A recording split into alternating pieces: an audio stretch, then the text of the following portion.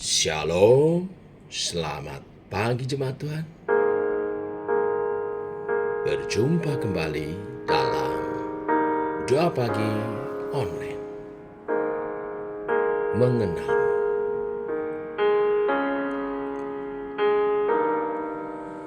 Bila ku buka mataku dan lihat wajahmu, ku terkagum bila ku lihat hidupku dan karya tanganmu. Ku tersanjung karena semua yang baik dalam hidupku, itulah karyamu. Kau beri kesempatan yang baru dan ku ingin mengenalmu, Tuhan, lebih dalam dari semua yang ku kenal. Tiada kasih yang melebihimu. Ku ada untuk menjadi penyembahmu.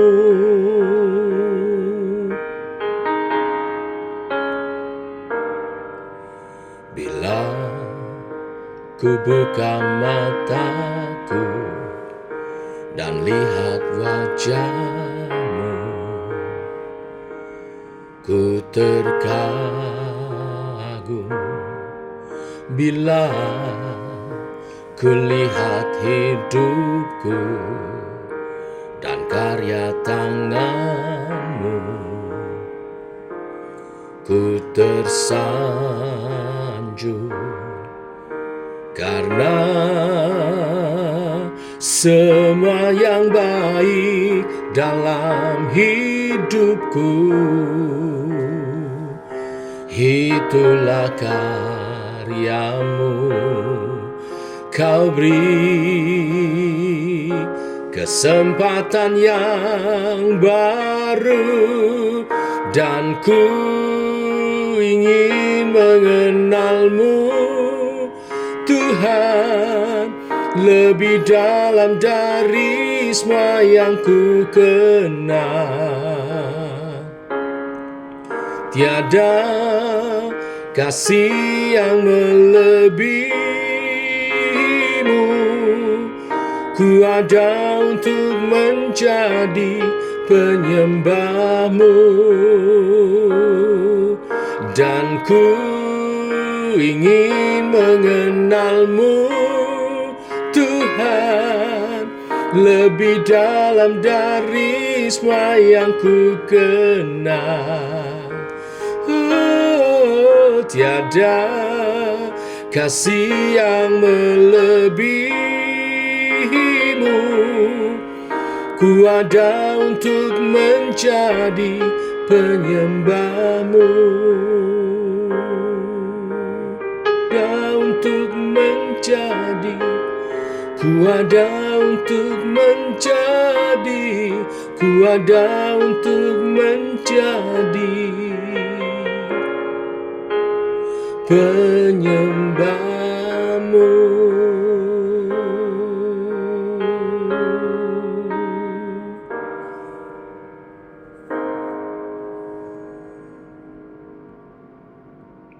Tiba waktunya untuk kami merenungkan firman-Mu. Firman-Mu lah suluh dan terang bagi jalan kami. Berfirman Bapa, terangi langkah kami, tuntun oleh kebenaran firman-Mu perjalanan hidup kami. Dalam nama Tuhan Yesus Kristus. Amin.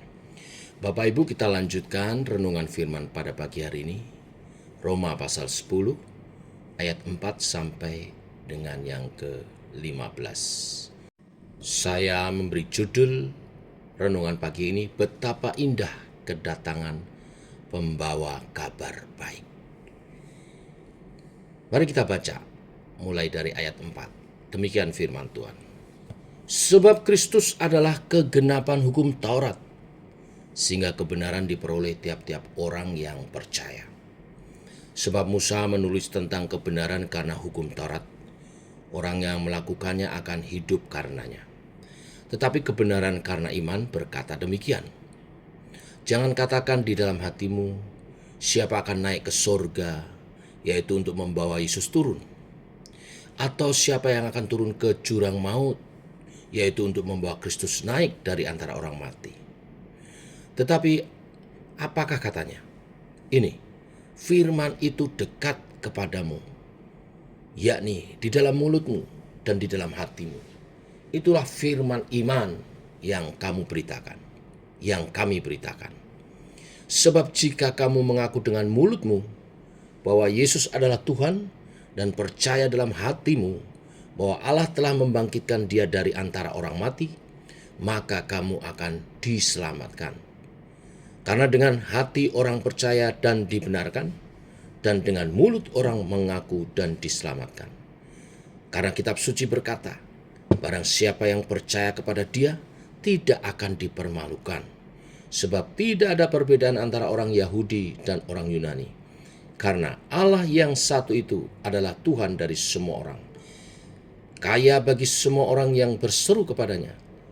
Sebab barang siapa berseru kepada nama Tuhan akan diselamatkan. Tetapi bagaimanakah mereka dapat berseru kepadanya jika mereka tidak percaya kepada Dia? Bagaimana mereka dapat percaya kepada Dia jika mereka tidak mendengar tentang Dia? Bagaimana mereka mendengar tentang Dia jika tidak ada yang memberitakannya? Dan bagaimana mereka dapat memberitakannya jika mereka tidak diutus? Seperti ada tertulis, betapa indahnya kedatangan mereka yang membawa kabar baik. Sampai di sini pembacaan kita. Bapak Ibu jemaat Tuhan, betapa indah kedatangan pembawa kabar baik. Kabar baik yang dimaksud adalah Injil, kabar baik tentang Kristus yang menyelamatkan. Tetapi orang tidak akan mendengar kalau tidak ada yang memberitakan. Dan betapa indahnya kedatangan orang yang memberitakan kabar baik. Oleh sebab itu, mulianya mereka yang mau dipakai Allah menjadi pembawa kabar baik itu. Rasul Paulus rindu setiap orang diselamatkan, termasuk orang Israel, bahkan terutama bagi Rasul Paulus. Masalahnya, orang Israel salah jalan, mau kebenaran tapi dengan usahanya sendiri. Maka hal itu seperti hal yang mustahil. Mereka berpikir mereka hanya dapat selamat bila mentaati Taurat. Tetapi pada kenyataannya tidak ada yang mampu sempurna mentaati Taurat kecuali Tuhan Yesus sendiri. Mereka ingin selamat tetapi bukan dari iman kepada Kristus. Puji Tuhan, pagi hari ini kita belajar tentang betapa indah kedatangan pembawa kabar baik, karena keselamatan datang dari iman percaya kepada Kristus. Yang pertama Bapak Ibu, bicara tentang kebenaran kabar baik adalah bahwa Kristus adalah penggenap hukum Taurat. Saya cuplik lagi ayat 4. Sebab Kristus adalah kegenapan hukum Taurat, sehingga kebenaran diperoleh tiap-tiap orang yang percaya. Hukum Taurat bilang, lakukan ini, jangan lakukan ini. Tetapi Injil berkata, percaya kepada Dia.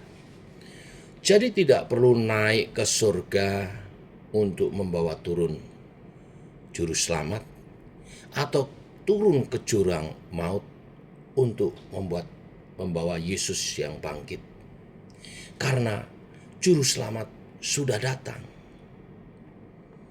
Juru selamat sudah datang, yaitu Yesus yang telah turun dari surga dan mati bagi kita dan bangkit kembali dan kembali naik ke surga, menawarkan hidup kekal bagi setiap orang yang percaya kepadanya. Jadi dikatakan kebenaran itu dekat, karena di ayat 8 katakan firman itu dekat kepadamu, yaitu di dalam mulutmu dan di dalam hatimu. Kabar baik bukan teori yang jauh dan sulit digapai. Kabar baik itu tentang percaya dan mengaku Yesus sebagai Tuhan dan Juru Selamat kita, dan engkau diselamatkan. Berhenti berusaha untuk menjadi cukup baik, apalagi mengejar kesempurnaan, supaya Tuhan menerima kita dan kita peroleh keselamatan. Kabar baik diberitakan pagi ini. Yesus sudah cukup baik untuk saudara. Dia menebus segala dosa kita karena dia sudah cukup baik. Dia menggenapi hukum Taurat. Dia mati dan bangkit, naik ke surga, menganugerahkan hidup kekal bagi saudara. Siapa yang percaya diselamatkan. Cukup dengan percaya dan mengaku Yesus sebagai Tuhan dan Juru Selamat. Yang kedua, kita mesti paham pola dari kabar baik itu, yaitu dengan percaya, kemudian mengaku, dan terima keselamatan. Perhatikan ayat 9. Sebab jika kamu mengaku dengan mulutmu bahwa Yesus adalah Tuhan dan percaya dalam hatimu, maka kamu akan diselamatkan. Jadi mulai dengan percaya yang dibuktikan dengan pengakuan, kemudian saudara akan menerima keselamatan. Bapak Ibu jemaat Tuhan, percaya dalam hati ini iman pribadi, bukan KTP-nya Kristen, bukan juga iman keturunan. Bicara iman itu keyakinan masing-masing pribadi. Kita mesti punya keyakinan, percayaan kepada Yesus Kristus secara pribadi, bukan karena ikut-ikut, bukan karena KTP saja. Dan ini diyakini dan harus juga dihidupi. Lalu mengaku dengan mulut. Iman itu pasti dinyatakan.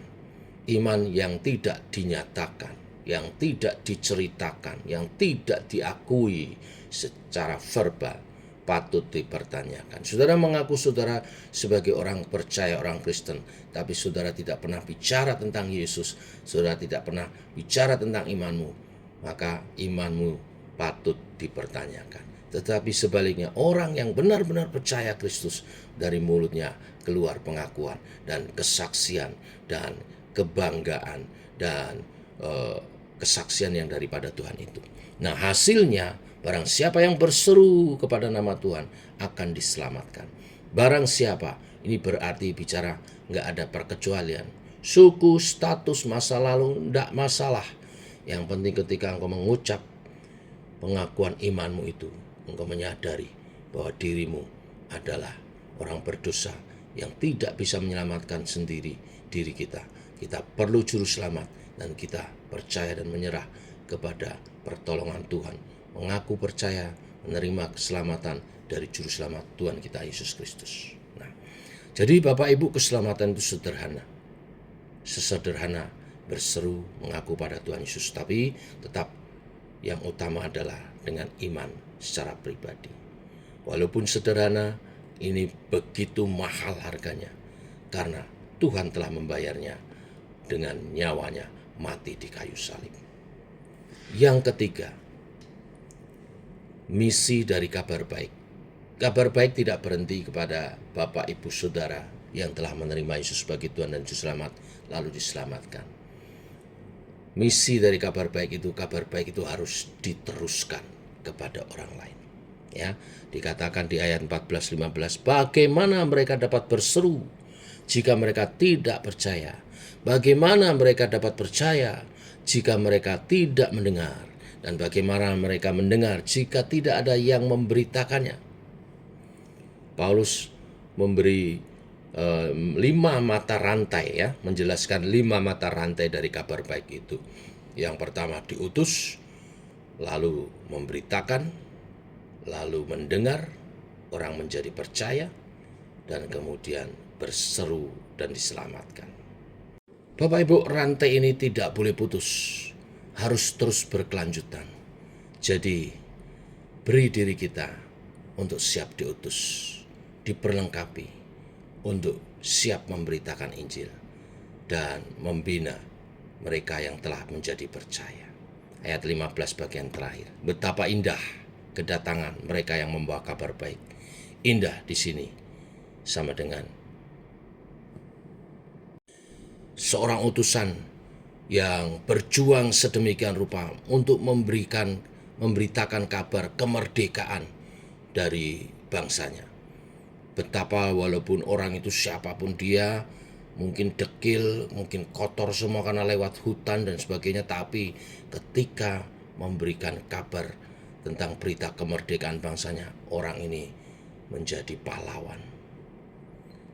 Ya, seperti seorang yang membawa air ke desa yang kekeringan. Dia mungkin dekil, capek, tapi semua orang bersorak karena kedatangannya. Begitu juga pembawa Injil, kabar baik. Bapak Ibu jemaat Tuhan, Allah tidak mengirim malaikat dari surga untuk memberitakan Injil kepada saudara-saudaramu, teman, orang-orang di sekitarmu. Allah mengirim saudara untuk memberitakan Injil bagi mereka. Hari ini, pikirkan siapa satu orang di sekitarmu yang belum mendengar kabar baik dari saudara. Kabar tentang keselamatan dari Tuhan Yesus. Itu adalah tugas saudara. Jangan sampai Tuhan datang kedua kali, saudara belum pernah mengabarkan kabar baik itu kepada saudaramu. Karena bila demikian, saudara dianggap orang yang jahat. Karena tahu sesuatu baik bagi seseorang, tapi saudara simpan kabar itu. Saudara tidak rela membaginya, atau saudara takut membaginya. Kalau saudara tahu sesuatu itu baik bagi seseorang, apalagi orang-orang yang engkau kasih, keluarga, saudara, handetolan, teman-teman, maka jangan tahan-tahan dirimu untuk memberitakan kabar baik bahwa Yesus Kristus yang adalah Tuhan dan Juru Selamat menjadi manusia, menjelma menjadi manusia untuk rela mati di kayu salib, menebus segala dosa kita, mati ganti kita, menerima hukuman supaya setiap kita diselamatkan. Barang siapa percaya kepadanya tidak binasa, melainkan peroleh hidup kekal. Demikian pemberitaan Injil hari ini, demikian kabar firman Tuhan hari ini. Bila memberkati kita semua. Amin. Mari kita berdoa. Bapa, kami mengucap syukur oleh kasih dan anugerah-Mu, rahmat-Mu baru. Demikian pagi ini, kembali Engkau meneguhkan tugas pemberitaan Injil adalah tugas setiap kami. Tidak harus pergi jauh ke pelosok-pelosok. Kami diberi tugas tanggung jawab memberitakan Injil bagi setiap orang di sekitar kami. Setiap kami bangun pagi, kami harus melihat orang di sekitar kami, siapa mereka yang belum mendengar kabar baik. Kami harus beritakan kabar baik bahwa Tuhan menjelma menjadi manusia untuk menebus dosa kita dan memberikan anugerah hidup kekal. Roh Kudus akan membimbing kami menemukan kepada siapa kami harus bicara, memberitakan kabar ini dan menolong tugas pengkabaran kami. Oh, betapa indahnya melihat jiwa-jiwa yang diselamatkan, sukacita sejati yang dipancarkan dari jiwa-jiwa yang bertobat. Tuhan memberkati dalam nama Tuhan Yesus. Amin. Demikian saudara, doa pagi kita. Selamat pagi. Shalom.